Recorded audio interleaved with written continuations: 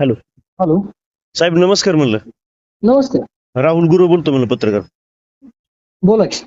त्या झरेगावच्या त्या मंदिरापासून जे रस्त्याचं काम आहे साहेब, बरं का, बरं हो हो. ते कोणाकडे काम आहे साहेब नेमकं? आता जवळजवळ 6 महिने झालं तुम्हाला सांगतो, ते काम नेमकं होतंय नाही होतंय, त्या हाय असं अर्धच राहिलंय.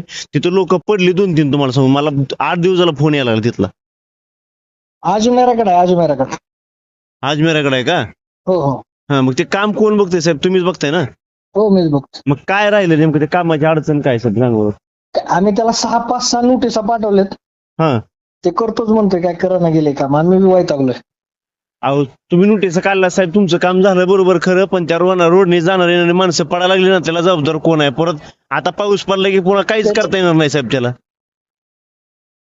नाही, पावसाचा काय विषय नाही, त्याने काम करावं लागते. पडत्या पावसात बी काम करता येतं, असं काय आपल्या इकडे अहो तुमचं म्हणणं बरोबर आहे, म्हणजे अजून त्याचीच वाट बघायची का? सांगा बरं त्या ह्याची, अजमेराची. आता तुम्ही 5-6 नोटीस देऊन मी त्याला काय फरक पडणार म्हणता साहेब तुम्हीच?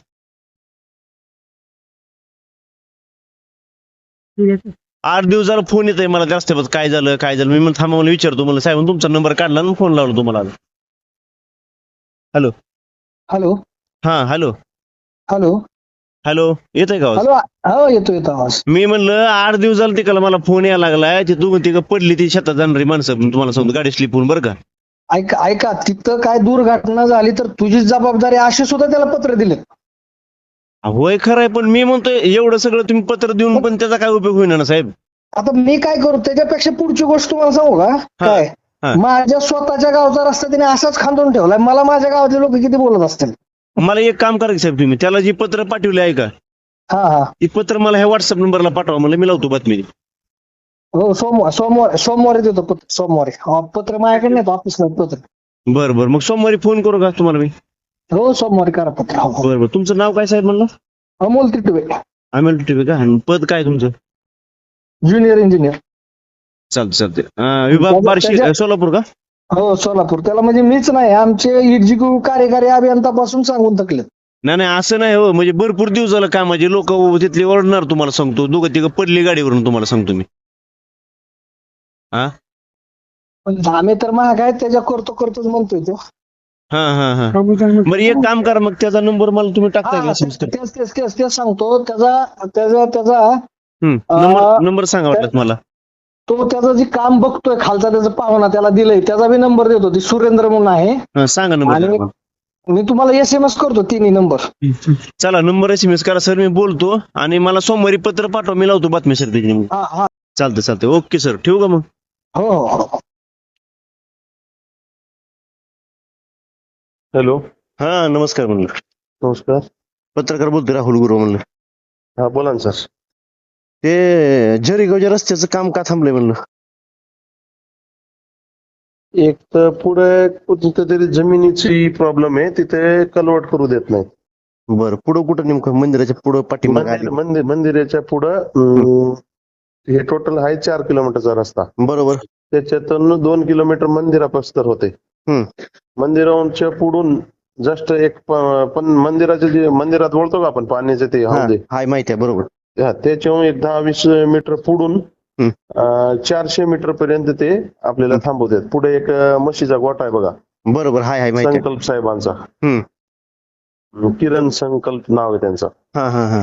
त्यांची जमीन आहे ती, त्यांनी थांबवलेली. बरोबर.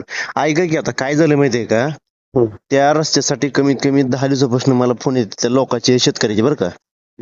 तिथं दोघं ते तिघ जण आता गाडीवरून पडली ती, म्हणजे 4-5 दिवसात ते दोघं तिघ जण गाडीवरून पडली ती. काही लेडीज पण पडले त्या. तिथं मंदिर पण नाही त्या ठिकाणी. मंदिरामध्ये दर गुरुवारी लोक आवर्जून जातात. आणि पाऊस आता सध्या पडायला चालू व्हायला झाला, बरोबर आहे का. त्या रस्त्याची इतकी बिकट अवस्था होणार आहे ना, धरती तिकडून जायला बी येणार नाही, काहीच नाही. मग तुम्हाला जिथं अडवणूक केली तिथलं ते काम जर तेवढा पट्टा राहिला तर काय अडचण नाही, असं मला वाटतं, बरं काय का. पण जे धाराशिव वैराग रस्त्यापासून जे सुरू होते तुमच्या रस्त्याचे होते, तिथून रस्ता त्या मंदिरापर्यंत बी जर केला आहे का, तर त्या ठिकाणी जाणारे शेतकरी, मंदिरामध्ये जाणारे लोक, भाविक भक्त म्हणा, त्यांना अडथळा होणार नाही किंवा पडापडी होणार नाही. मी माझं म्हणजे व्यक्तिक सांगतो तुम्हाला. हा, बोला की. आणि त्याला मनाव घेऊ नका तुम्ही, एवढं रिक्वेस्ट करतो. कारण हे आपण जर मंदिरापर्यंत केलंय का रस्ता, तर हे पुढची अडचण आहे हा. का ती निघणार नाही. आणि ती अडचण जी आहेत का हा. ती त्यांनी जाणीवबुजून केलेली आहे. हा. म्हणजे ती व्यक्तिगत प्रॉब्लेम नाहीये, टेक्निकल इश्यू नाहीये. हा. त्यांनी फक्त मनात ठरवलंय आम्हाला करूच द्यायचं नाही, आणि त्यांचे आणि गावातलं असं काहीतरी विरोधाभास आहे, राजनीतिक किंवा बाकीचं काही अडचण असेल. ऐका ना सर, मला काय म्हणायचं माहितीये का, तुमचं ती बरोबर, ती पण मान्य करतो मी. फक्त मला एवढं सांगायचंय तुम्हाला की ती गोष्टी मला सांगा, तुम्ही तिकडं, ती साहेब टिटवे साहेब तिकडं, तुम्ही इकडं, गावाचे लोक इकडं, मग हा प्रश्न कधी सुटणार मला सांगा. हा प्रश्न असा जर माग पडला किंवा असा जर राहिला तर मला सांगतो त्या लोकांचे हाल ह्या तुमच्या गोष्टी फक्त बोलण्यामुळे झाल्या तर चालू झाले का नाही मला सांगा बरं. मग पहिला जर रस्ता काय वाईट होता का सांगा बरं तुम्ही. हा, ठीक आहे ना. माझं काय म्हणणं आहे, मी तुम्हाला डीएलसी पीकेसी मंदिरापर्यंत करून देतो, हा, काहीच अडचण नाही. बरोबर. नाही तुम्ही माझा ग्रेडर लावतो आणि ती जीएसबी एका बाजूला काढून घेतो. तसं नाही हो, दोन पर्याय आहे त्याला. ऐका की मला सांगा, तुम्ही मंदिरापर्यंत जर रस्ता केला, तुमचं बिल निघणार आहे की नाही निघणार आहे मला सांगा. बिल निघते ना, बिलाचं काही नाही. हा, म्हणजे काय म्हणतो माहितीये का, तुमच्या त्या पुढच्या आडवीला ते तर राहू द्या, रस्ता आडवीला तर आडवीला, पण तुमचं मंदिरापर्यंत जर काम केलं तर तुमचं तेवढं माफ होऊन तुमचं बिल निघणार आहे ना, बरोबर आहे का. हो. पण तुमचं जर तिकडे बोलणं नसेल किंवा तुम्हाला पुढचं काम करायचं नसेल, त्यांची अडवणूक असेल बरं का, ऐका, ही सगळा दोष मी तुमच्यावर देत नाही, मला माहिती ते काम बी अडवलेलं आहे, बरोबर आहे का. पण मला असं म्हणायचं की ती रस्ता तिथं मंदिरापर्यंत जर केला तरी पण तुमचं बिल निघणार आहे, ती साहेब वैतागणार नाही. मी साहेबाला पण बोललोय तुम्हाला खोटं सांगा, मी बातमी टाकणार आहे तुम्हाला, सांगतो मी अडचण काय कळत रस्त्याची. हा, तुमच्यामुळं इतर लोकांचा त्रास नको इतर लोकांना, बरोबर आहे का, पडापडी म्हणा, दुखापत म्हणा. बरोबर. माझं काय म्हणणं आहे सर, आता मध्ये आपल्या एप्रिल ते जून पर्यंत पाण्याचा प्रॉब्लेम होता तिथं. बरोबर. अडचण आहे, एक तर बोरला पाणी नाहीये, विहिरीला एखाद्याला पाणी असेल तर ते पाणी देत नाही. बरोबर. हा, खरं आहे. पण तिसरी गोष्ट, समजा एखाद्याने दिले बी तर तिथे लाईटीची मोठी प्रॉब्लेम आहे. एक तर नाईटला राहणार 7 असलं असती, ती राहत नाही. आता आमचं काय म्हणणं आहे, तिथे तलाव आहे मध्ये रस्त्यात. हा, बरोबर. आम्ही तिथं इंजन ठेवतो डिझेलवरचा, पेट्रोलवरचा, आणि आम्ही आमच्या हिशोबाने काम चालू करतो. तुम्ही जे म्हणताय मंदिरापर्यंत करून टाका, मी 7 दिवसाच्या आत तिथलं मशिनरी, यंत्रणा, दुनियादारी चालू करतो, जीएसबी रिपेअर करतो आणि डीएलसी पीक्यूसीचे नियोजन लावतो. चालते. ओके. माझं काय म्हणणं आहे सर, थोडं तुम्ही बी भूमिका घ्या. सर तर घेतलीच भूमिका, सरांनी पत्रव्यवहार बी केले, सगळं काही केले.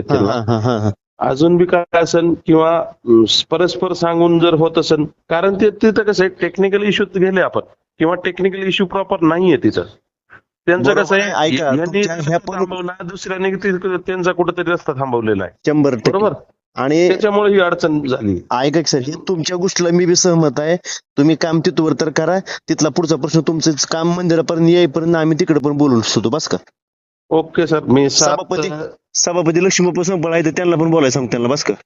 हो. आणि हे आज म्हणजे आपण लय लांब ते लांब 10 तारीख धरून चला, 10 तारखेपर्यंत आपण काम चालू करून टाकू डीएलसी पीक्यूसी. चालतंय. ओके. ओके. नाव सांगा बरं तुमचं एकदा. सुरेंद्र सिंह. चालतंय. ओके. ठेवू का मग. धन्यवाद. धन्यवाद.